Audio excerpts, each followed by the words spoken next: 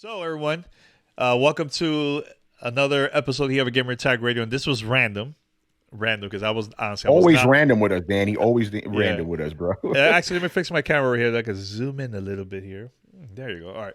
So, I was not planning to do this at all. I was just like, hey, let me just release Reggie's interview, and that's it for the week. But I think this is a cool and a great conversation for somebody that's from the outside of GTR, and I want this person to ask me questions about it because he already listened to the episode with Reggie for our 16th anniversary, and plus, it's cool. I think I've never heard. Have you ever interviewed me before? I don't think so, Tony. But this is Tony Polanco from I yeah Throwdown Show podcast. yeah Make sure to follow them. Throwdownshow.com.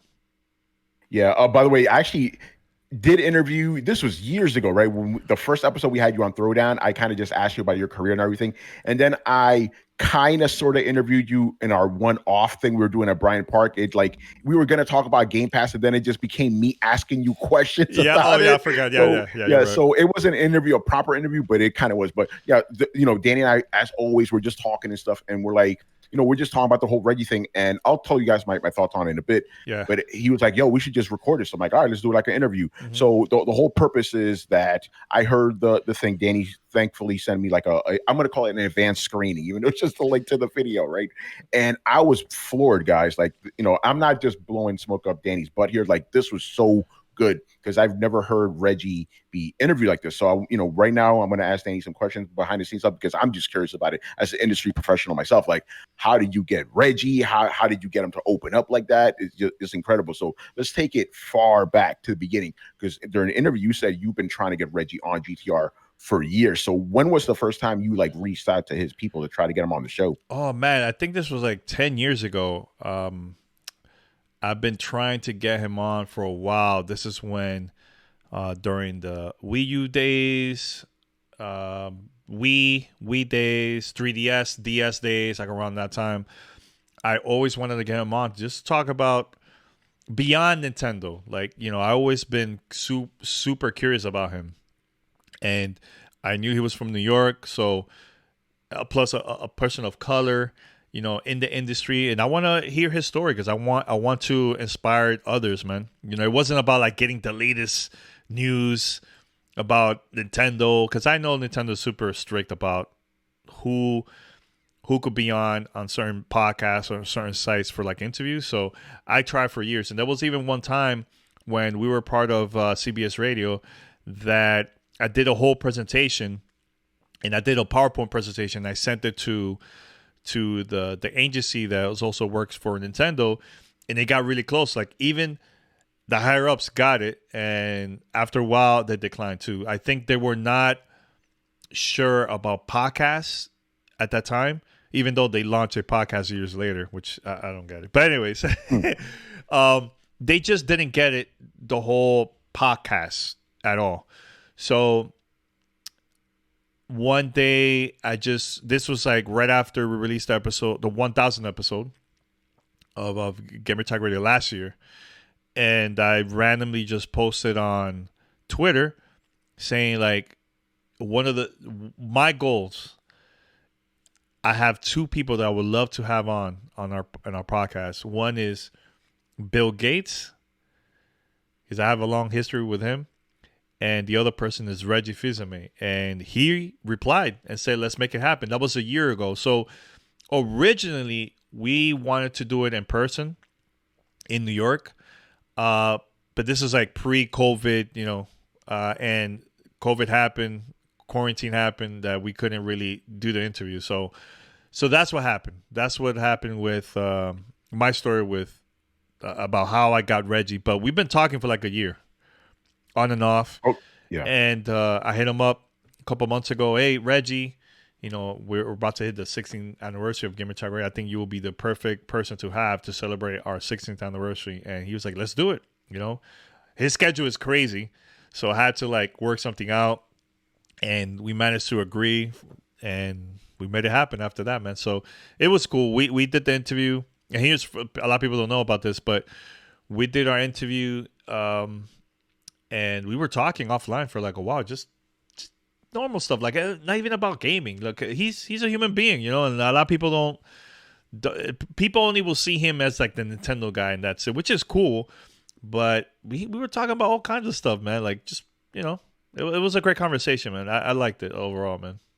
Yeah, and I'm glad you said that because that's like a perfect segue. Because one of the things that I really enjoyed about the interview was the fact that you made Reggie sound, not you, but he came off like very human, very affable, which is something, you know, he doesn't really come across as, you know, most of the time he just comes off like a kind of like a business guy, like he's just there to talk about business and all that. So it was really cool. And I'm saying this right now as a New Yorker myself, right? Hearing those New York stories when he was a kid, how he went to you know, get the newspaper for his dad, and him and his brother got robbed for 50 cents, you know, back in the day. So I'm like, yeah, that's some real New York stuff. They're going to bodegas and stuff. So it was really cool hearing that. And then also, even though obviously you did bring up the Nintendo thing, I liked how you asked him how it felt to be at Nintendo during these times, not just how was the success, none of that stuff that everybody asked, right? You were asking him, how did you feel about it? And, you know, hearing his response was really cool. So what did you think about that? Like his presentation, were you a little bit jarred going, yo, this is kind of not the same Reggie I'm used to seeing at these big press conferences and stuff? Like, how was that, talking to him as a man, you know? Yeah, you know what? I knew that now that he wasn't working at Nintendo, I knew that he was going to open up a lot more because he's not working there at Nintendo. So that was one. Number two, it was my goal to always ask regular questions that is not the typical Nintendo, hey, Nintendo this, and hey, Reggie, how's Nintendo? Like, I didn't want to ask questions like that at all. Maybe one or two I think will be cool because it is part of his career, so it was okay to ask those questions. But I love that he was straight up saying to me about the challenges, the debates, the arguments he had with his team, Nintendo of Japan, like, and he was like, "Look, I was right. I told you I was right." Like, those things was dope because we never get to hear that. We hear the success stories about Nintendo, but we don't get to hear the behind the scenes, especially from someone like him, being a person of color. He is like the first person of color in gaming that was like president of a major gaming company. There is no other out there. He's the first one to manage to do that. So I wanted to talk about that stuff, like how was it managing a major, well-known gaming company. And he said that when he took over, he was like, Danny, straight up, GameCube wasn't Wii U wasn't doing good. GameCube wasn't doing that great. Like, it was a challenge for him. It was a challenge for him to help Nintendo even to grow even more, man. And then I right there, I asked him, like, were you surprised that the Switch was going to be a big hit? And he's like, yeah. He said that he got goosebumps the first time he saw it and actually played it. You know, so we talked about that. I also mentioned to him our favorite moments, you know, since he joined Nintendo. I told him one of my favorite moments was trying out the 3DS for the first time, because I was like, nah, this can't 3D without glasses. There's no way. How?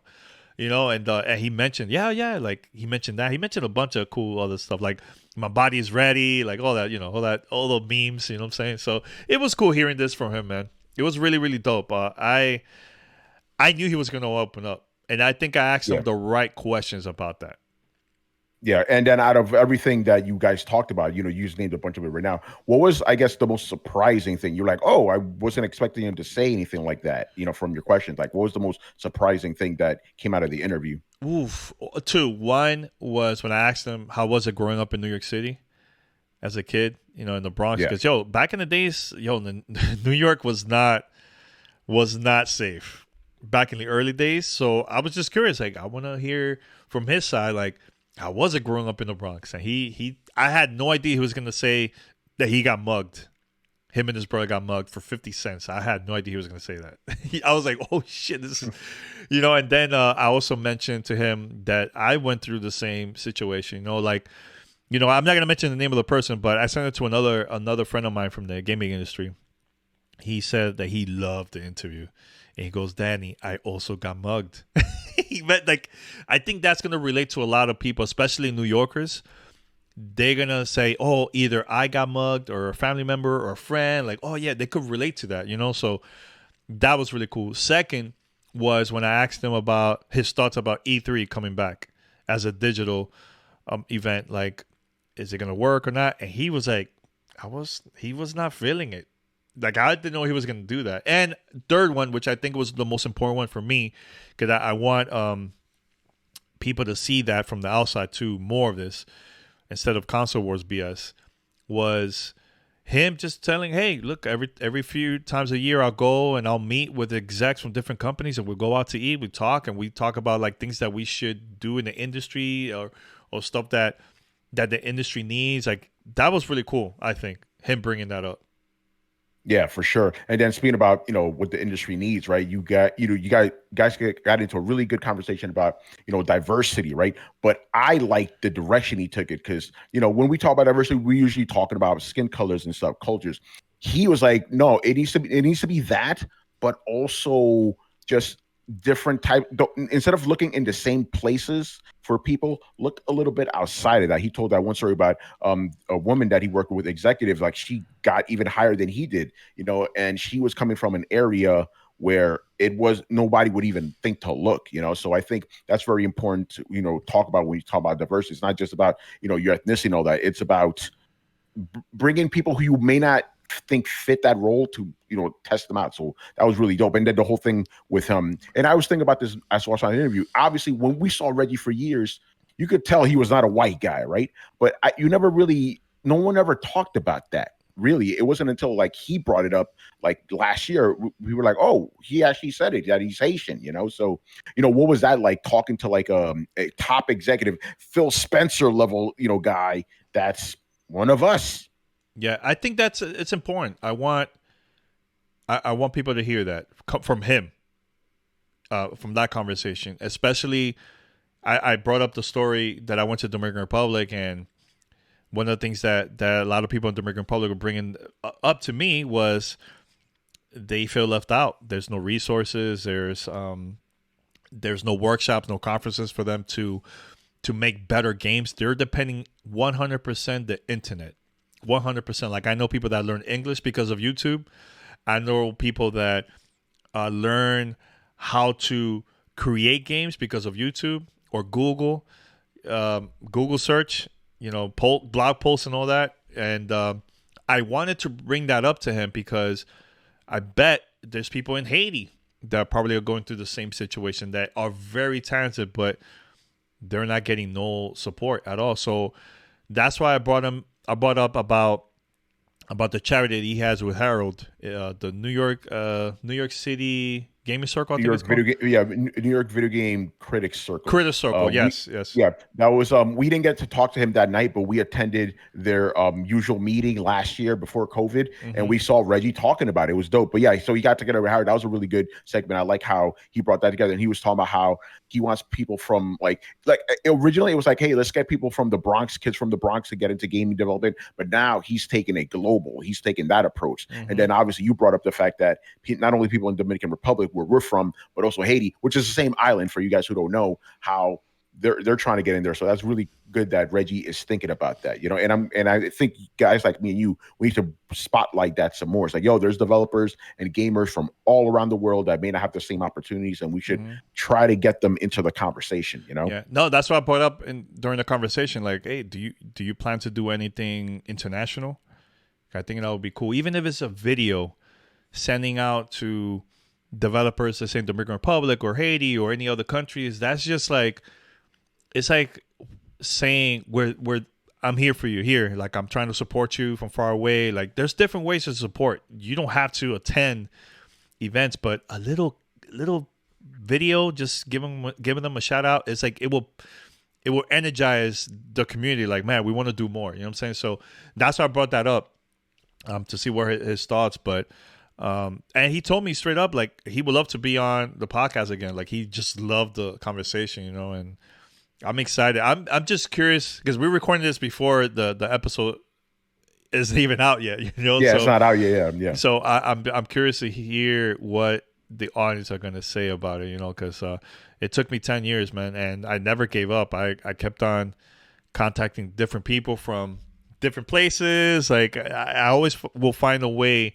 how to get this whoever the person I want. I try my best to work hard and never give up. You know what I'm saying? So it was cool, and I'm happy that I did it on my own. And the reason originally I wanted the whole crew because I wanted P and Paris too, because we all have great questions, but scheduling and everything. But I'm happy that I did it on my own because he means a lot to me. Like as a person of color.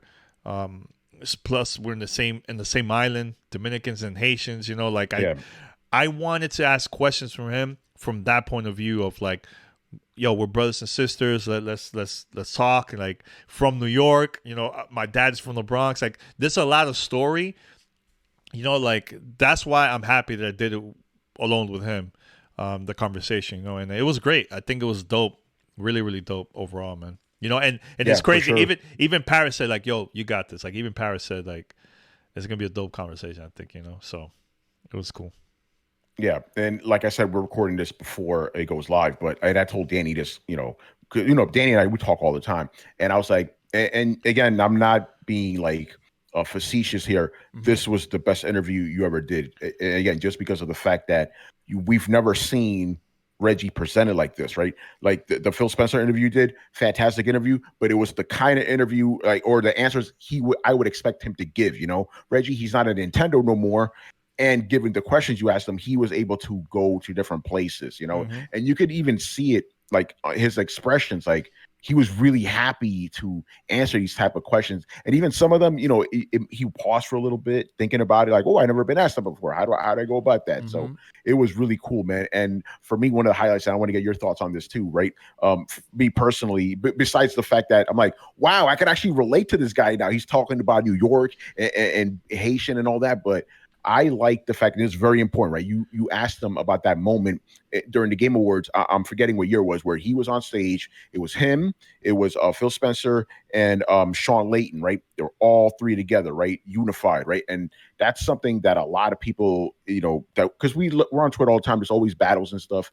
People don't seem to understand. It's like, yes, there is a competition going on, but these guys are not fighting each other behind the scenes. They're all friends. They all know each other. They all talk to each other, as Reggie said during the interview. So what was your take on that? Like him opening up about the fact that, yeah, I mean, you and I already knew this, but just him telling you directly, like, yo, we talk all the time, and executives talk all the time. We're always in meetings together. To us, it's a competition, but it's not a war. What was your take on that when he gave you? Because it was a good chunk he went in on that about. Yeah, I think it was important. I think because look, we go to events all the time. I go to a lot of industry parties or industry mixer, I think you would call it. Where you see all of them hanging out. Sometimes I'll be at the Xbox booth waiting for me to go to an appointment, and I see Reggie or someone from an exec from PlayStation going to Xbox, and you see them hanging out talking with like Phil and Aaron Greenberg, just talking, and they take them to a tour, let them play these games early, because the industry needs that. It's not one of those like, hey, it's like a gang. If I see you, we're gonna jump you. Like it's not. People treat it as that. It's cool too. Don't get me wrong. Everybody's gonna have their favorite console, which is fine, But when it comes to a level where people are just like attacking someone just because they like a console or fanboy crap, I think that's it's ridiculous, So when I asked that question to Reggie about him being on stage, and that I, as a fan of gaming, I would love to execs or even people from different companies just to get together and show that publicly, to show that there's unity in the industry, and we don't get to see that. That's why I give props to Jeff Keighley for doing that, man, because I know Jeff wanted to do that for a long time, but I don't know if you noticed during the interview, Reggie was like, oh man, there was some stuff. I mean, I can't say, I'd rather let Jeff, because I heard I just heard this from somewhere else. I can't remember exactly where, but it was not easy to make that happen. It was because, politics, promoting a company, there was reasons for it that it didn't work out for a while. But having them three together for the first time, I think we need to see more of that, so the gamers, the consumers see that there's unity, man. It's not It's not like we're against each other or not. Like I've been lately, I've been on Clubhouse with Paris, because Aaron Greenberg does this with Jeff and Paris, me, and a couple other people. We just get together Clubhouse, just talk about things that's going on in the gaming industry. You know, every Tuesday night we get together and just talk. It's not no for PR stuff. It's not like to like promote stuff. No, we're there just talking, and it's cool. We're there. And you see, oh, I'm the marketing person. I work at PlayStation. Hey, I work for so-and-so. Like, everybody's there together, and they know each other. You know, like, it was cool seeing Aaron and the other person, I forgot his name, sorry, that he all works at PlayStation. They were both talking about MLB The Show, how excited they are. Like, it's coming out for Xbox, and it's going to be also on PlayStation. Like, it was cool seeing that. Like, it was dope. It was really, really dope. So, I think I did the right move for asking that question to Reggie, because I wanted from him. He's very influential. So hearing him saying those things, and I know Phil Spencer has been really vocal about this. I think that I'm not saying I'm going to change everybody, but I think it will open up a lot of people's eyes. Like, oh, damn. Okay. Because they've never probably heard this from Reggie. I've never heard this from Reggie at all. No, first time, never. You know what I'm saying? So it was cool. It was cool that I managed to do that, man. And that I'm glad that he answered that question, too. Yeah, that was good. Yeah, because he could have easily just said, I can't talk about it. But he went in. He went in on that question, you know. And I'm glad you asked that, too, because Nintendo always seems like they're off on their own, doing their own thing. Like, even though Sony and Microsoft are competitors, you could tell they're in the same boat together. Like, Nintendo always seemed kind of off. So it was cool to hear that Nintendo has always been there with these guys, always talking, you know.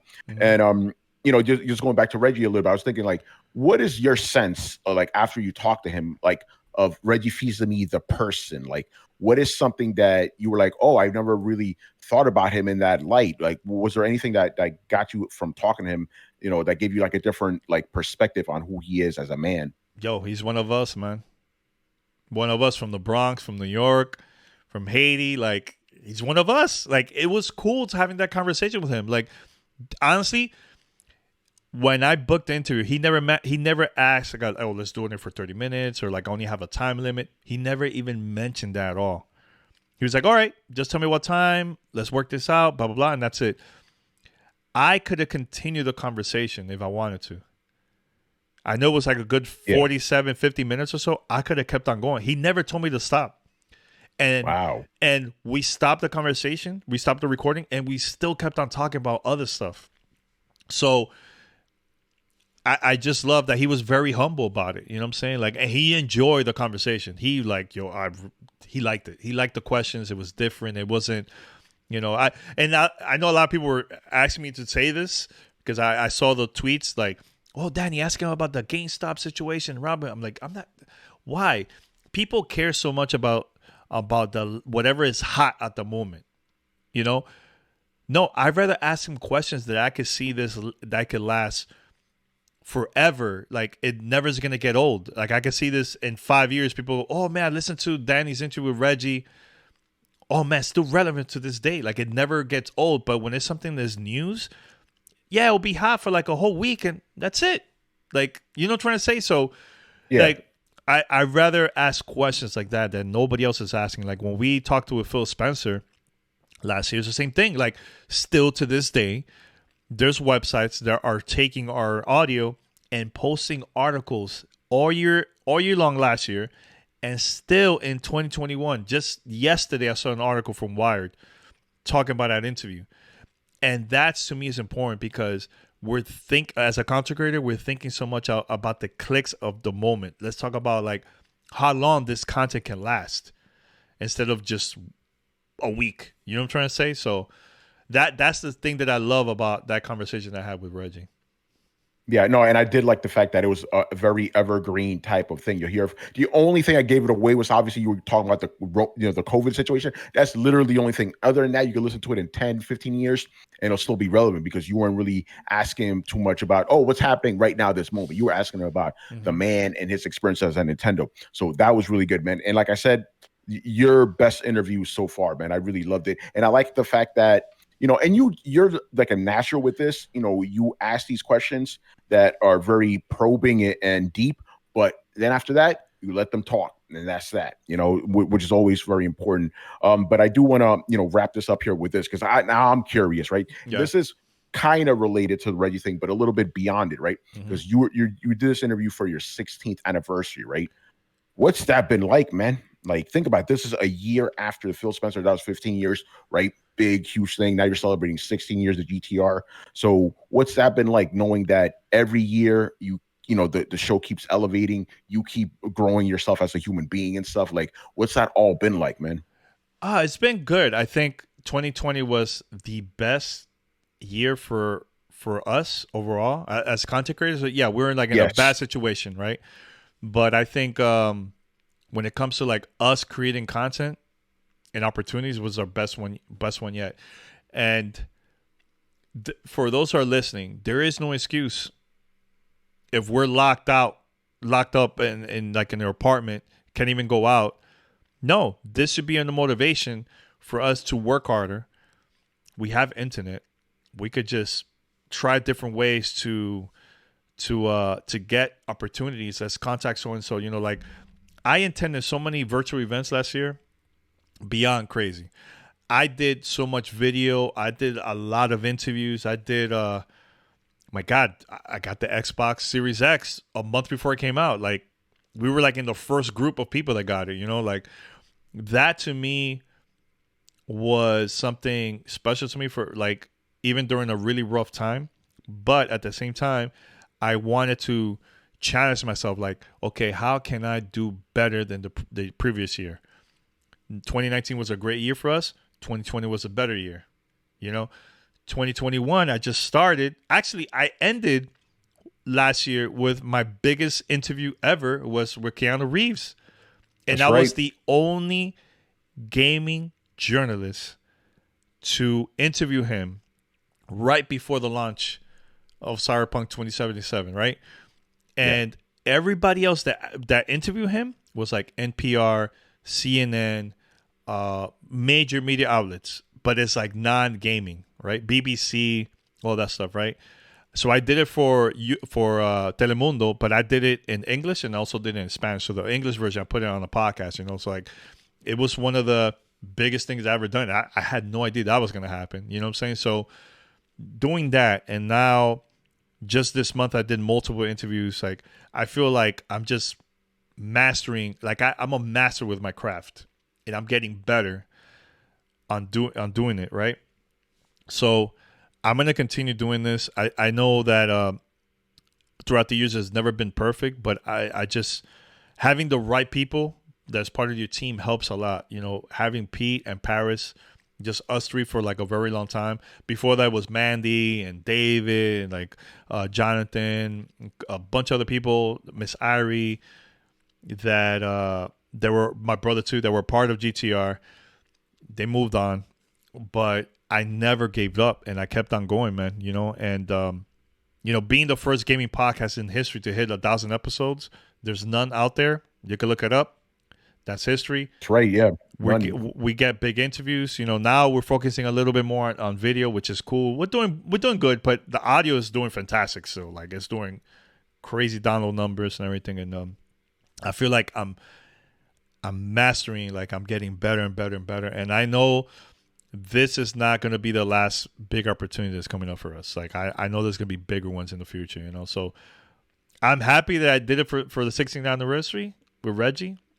And I know there's going to be bigger ones in the future, man. I appreciate, that he said yes, man. It's not easy. Yeah. It wasn't easy. 10 years trying to get Reggie on the show. That's perseverance right there, bro. Like, you really kept it going, like just trying. So that's a good thing. And I want to kind of segue that back to Reggie, right? Because, like you said, right now we, we've been locked down for a year now, but I have noticed that even regular folks, they have nothing to do. And what did they start doing? They started doing their podcasts and stuff, and it worked out great, right? So it goes to show you, just like Reggie, he started, from very humble beginnings, right? And look where he got now, right? So, if Reggie could do it, if we could do it, going where we are, you could do it too. So I think that's a good, to me, that's kind of like a good like message that Gamertag Radio puts out there. It's like, where'd you start from, Danny? You started from New York, Florida, Dominican Republic, very humble, on a tape recorder and all that. And, now you're up there interviewing Reggie, Phil Spencer, all these guys, year 17, who knows who you're going to get? You know what I'm saying? Like, it's going to get bigger and bigger. So I'm glad that, we are out there specifically, like, guys who like, people of color, people who came from humble beginnings, showing everybody that, yo, you could do this too, as long as you stick with it. Danny, he's been trying to get Reggie for 10 years. He just said it right now. He never stopped, and look what happened. So that's a very good life lesson, man. And again, I'm glad you got that interview, and I'm pretty sure you're going to talk to him again, because very inspirational. Even as a content creator, I'm watching him, like, yo, that's dope. How do I do that? And then Danny, just keep it real, just personal. You've helped me grow too. I've been doing this forever, but like the things you've been teaching me, I'm growing up there. If you guys could, it's not actually, it's up right now. Yeah, my accessibility article I did, that was because Danny and I were chilling one day, drinking at Bryant Park, just talking. And it just elevates it. And then because of that, me being on GTR, other people have heard me, and now they're blowing up because I'm inspiring them. So it's a circle, you know what I'm saying? And that's something that we need to remember. And Reggie teaches that too. It's like, he was at Nintendo, but he was talking to these guys, and now he inspired other people, and then, we inspire each other. So that's what it's really all about in the end. And I hope people focus more on that than all this negativity and stuff. We get caught up in it too, don't get me wrong, but we're all here to try to make things better for one another. And that's ultimately what I got from that interview. Is like, yeah, man, if you have the passion for it, because Reggie is a passionate gamer. Don't mistake it. He is very passionate about it. So just to see that where he got now, man, and then the fact that you worked so hard to get him, it's a beautiful story, man. Yeah, and I just love too how I ended. I think that was like the perfect way I ended. So this is what I've been doing for the past couple of years now. When I feel that I have someone that is very important and has done a lot in the gaming industry that contribute big time, it's good that now that they're alive, thank them. And also mention, what is it you want people to remember you as, like 100 years from now? Like, everybody's going to have their own way how to answer that. Like, I think one of the first people that asked that was Major Nelson, and I feel like he doesn't get a lot of props, but he was the first person that actually did the whole podcasting and digital content for gaming companies, not as an independent. I'm talking about like working for a major corporation, and he changed the game for that. Like, he was the first one. Then you see other gaming companies doing the same exact thing. Because they saw, hey, it worked for Xbox and this and that, right? And he doesn't get a lot of props, man. He's been doing it like I started doing it before him with GTR, right? But he started at a time where nobody was doing that. Nobody. So I asked him that question, and I heard this from different people, and even him, he told me this. He's like, Danny, this is one of the best interviews I've ever had in my career. That I don't do this because of clicks. I do this because I just love conversations. This is why I always say this. There's this difference between having a conversation with someone than an interview. An interview is more like, hey, we have this, exclusive. But conversation, I feel like when you do that with someone, they open up a lot more, man. We did this years ago. We went to the first Timefall event, preview event, right before it came out. It was a bunch of YouTubers. This is the first time actually where Paris and I realized, like, yo, we need to step up our game. Like, these are a bunch of people doing videos, and we're podcasters. We're dinosaurs. We have to change. Yeah. You know what I'm saying? And we changed after that, right? But here's one cool thing that a lot of people don't know. We sat down with Vince Appella and this team at Respawn to talk about Timefall. And we had to wait. There was a bunch of YouTubers interviewing him and others, and it was cool, but you could tell like a lot of them were really uncomfortable because YouTubers were like doing all this like doing this like this joke and comedy like that, and they were not comfortable with that. You could tell, right? Yeah. So when they sat down with us, no cameras, it was just mics, and we were just talking.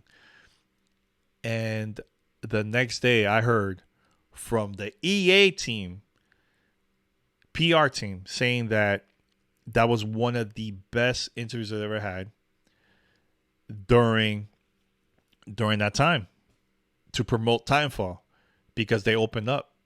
We just wanted to have a conversation. And I think that's what I want to do more of, that of just sit down, have a conversation, because I think people will open up a lot more to talk about different things, not only about their jobs, but about their life, man. Because a lot of us, we don't get to hear that often. You know what I'm saying? So Yeah. it was cool.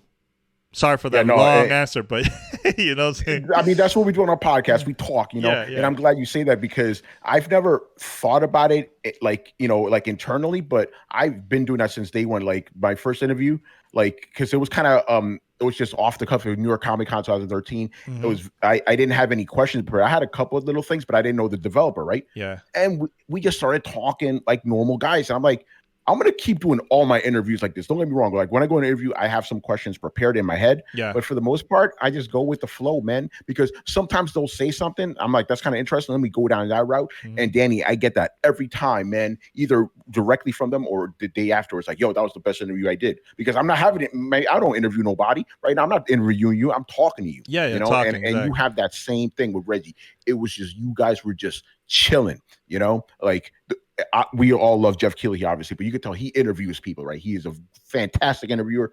Danny and I were conversationalists, we have a conversation with you, and that gets people more open, just like the Vincent Pella thing. Yeah. You want to hear something crazy? What's up? I had nothing written down for the Reggie interview. Zero. Yeah. Nothing. No question. Like, I knew I was going to ask him about the New York, growing up in New York. Everything else was just at the moment. I had nothing written down, and people might not believe it, but whatever. Like, but it was dope. It was dope. I can't wait. I can't wait for other stuff that might be happening in the future. And now I crossed it off already from my bucket list. I already got Reggie. Hopefully, we'll come back again. But now I'm trying to get Bill Gates on the show. That will be the ultimate thing for me if I manage to do that. Like a true story. That would be huge. True story. I never mentioned this to people, but I almost had Eminem on our show years ago. This is like a long time ago. So, I've been talking to his PR team from the record label, and they loved the idea. They were like, "Oh, this is something new. It's different. He has never done interviews, gaming, this and this and that." And the only reason why they said no, his manager said no, because that's when they started changing. Like, you know what? He's not doing a lot of interviews. Might do like one or two, and that's it. Only with like a chosen few will get an interview with Eminem, and that's it. But yeah, I almost had Eminem on a show. A lot of people don't know that, man. And again, I try to think outside of the box of people that I want to have on the show. And the reason why I want to have him on the show, because a lot of people don't know this too, is he loves old school games, man. Like, he has arcades like Donkey Kong, Pac-Man. Like, he has that at his house, old school arcades. And one day he just posted a picture like, "Hey, look at my high score," of like him playing Donkey Kong. And I wanted to interview him about how was it growing up, before music, and I also want to ask him about gaming. He did he worked on the DJ Hero game and with Jay-Z, so it was gonna be a cool interview, but yeah, it never happened, man. That would have been freaking sick. Oh my God. Yeah, well, you never know, man. It may happen, but and I'm glad you brought that up, because like he is not like the typical gaming person you would interview, and that would have been awesome. And then you did do that with Keanu Reeves. Even he was like, "Yo, this was the best interview I did," because he's so used to these like like bigger publications, like you said, like Entertainment Weekly or whatever. You're just a regular guy doing your thing, and that comes off, and that's why that Reggie interview was so cool, because again, Reggie, he could tell, it's like, "Yo, Danny's a dope dude. Let me just be myself." Yeah, I have to mention about something about that. So yeah, I was done, and minutes later, I got an email from his team, and they said that was his favorite interview that he's done the whole time for Cyberpunk, and the reason. Yeah. And I'm not trying to compare, because everybody's gonna have their own style, right? But when you listen to my interview with him, and you listen to like CNN, CNN was more like, they didn't know about games, they didn't know about Keanu Reeves, movies, I was just like being a fan, but also I was excited for Cyberpunk. And one question that I asked that nobody asked him, was, how was it from that moment being on stage at the Xbox press conference, seeing everybody just going crazy? Because that was one of those like top gaming E3 moments. Like I'll put it Yeah, up there of with all time. of Yeah. all time. Like I'll put it up there with like when an announcement of Smash, or like the when PlayStation said $399, like the price of the console. Like I put it up there. Like that was one of the biggest highlights, you know. So when I asked him how was it, yo, you could tell like he got shy, like he was like excited, like he was so happy to talk about that, you know. And I think that moment was super dope to me, man. Like not that many people can say like, yo, I had to be Keanu Reeves and ask him this. Like it was it was one of my best moments for me, like since I started the podcast, man, you know. So it was dope. It was dope. Yeah, that's awesome, man. All right, I think this is a good time to end it. But just one last thing. Mm-hmm. You know, obviously, you know, we're doing this after the fact, so we don't know the reaction. So, what do you hope people will take away from this interview with Reggie? Like when they listen to it, when they finish it, when they digest it, like what do you want them to take away from that interview? I want them to be inspired, man. I want them to be inspired. Like when he brought up that he got mugged for 50 cents back in the days in the Bronx in New York, and he just started climbing up, doing, you know, bigger things in the industry, not gaming. I'm talking about industry overall. He worked in Procter and Gamble. He worked in Viacom. He worked on so and so, right? And then started working at Nintendo, and then he became president of Nintendo of America. Like, I want people to be inspired because, like, if he could do it, you could do it too. And at the same time, I want people to see, like, yo, he's human. He's a human being. You know, I just want you guys to be inspired, man, to do bigger things, man. That's what I want. I want them to also remember like how much he contributed in the gaming industry too, man. You know, and say thank you to him. You know, because I think what he's doing now, like doing a lot of charity work now, because he wants the next generation to do bigger things in the future. I want people to be inspired too, man, to help our community, man, and help those that don't have the resources to start creating content or writing a blog, or, you know, trying to say, like, I want people to just help others, man, and just do bigger things, man. That's what I want, to just people be inspired from the whole interview and everything, man, to do bigger things in the future. We'll see. Yeah, no, that's good. And again, I got that sense, so I'm pretty sure everybody who will hear it and has heard it will get that too, man. So I want to say congrats to getting that, Danny, and thank you for that great interview, and thank you for letting me interview right now. I'm gonna hand the show over to you right now. I was about to go like, Danny, thank you for being on. I'm like, hold on, this is his show, not my show. And I did that on purpose because I really. I love the way how you do interviews. So I'm like, I want Tony to ask me. I had no idea what he was going to ask me. Anyways, like I knew he was going to be about the show. Either. It just went off. We were just planning just to talk on Discord, and we were like, yo, let's record this, you know, whatever. So I think it was good. It was good. All right, everyone, thank you for listening to Tony interview me about my interview with Reggie, the 16th year of Gamertag Radio. And actually, back in January 25th, I turned 20 years now as a content creator. 20 years this past January. Amazing. So I just want to mention that very quick. Bigger things coming up later this year. We'll see. But anyways, thank you for listening. Make sure to listen to the podcast at gamertagradio.com. You could find us on any podcast app. Just search for Gamertag Radio. Once you find us, make sure to follow us, subscribe, and share with your friends. If you see the review on Apple Podcasts, post it. It will help us out a lot. And if you would like to be part of our fan mail episode, here's how you can contact us. All right, Tony, very quick, mention your Twitter, and also if people want to listen to one of my favorite shows, Throwdown, man. Go for it.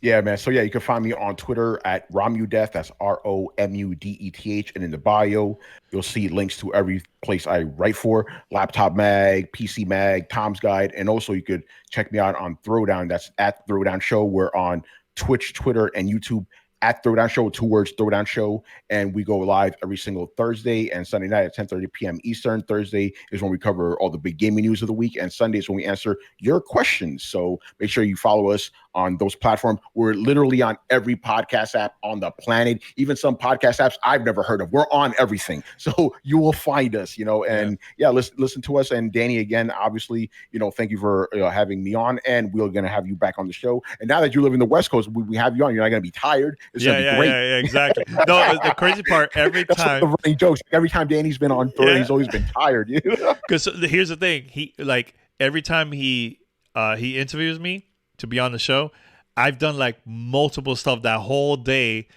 like interviews, or I was on TV shows or whatever, like the news outlet. And then I'm like, all right, let me go to the Throwdown Show. And I'm like exhausted. I'm like, oh my God, I don't know how I'm going to do it. Yeah, but the funny thing is you always pull it off. It's like you can't tell. Like you always hit me up afterwards like, yo, was I too tired? I'm like, no, it was great. The fellas loved it. But, nobody noticed. Yeah. Nobody knows. It's fantastic. So we'll have you on, and I want to shout out to the Gamer Tag Radio fans out there. Yeah. Some of you guys are listening to my show now, which is cool, keeping the conversation going. Yeah. And also I keep forgetting this. Check out the Throwdown Discord. That's all linked. Throwdownshow.com. Everything's there. I love the Discord conversation. A lot of guys from Gamer Tag Radio are in there too. Like, I heard about I heard about you from PTR. So that's dope. It's dope, man. It's dope, man. All right. Thanks, everyone. And until next time, we'll be back here. Gamer Tag Radio. Peace.